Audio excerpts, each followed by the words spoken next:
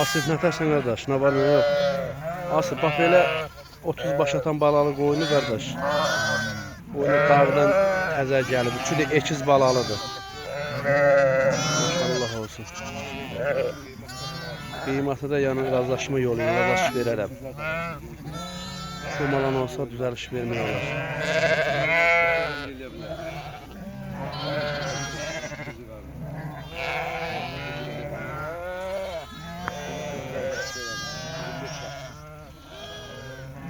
Hamısı balalı. Qoyunun boğazı da var 500 baş.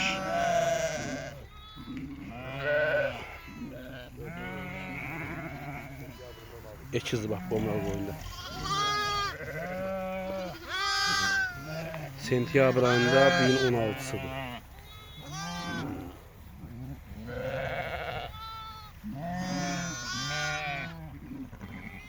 Maşallah.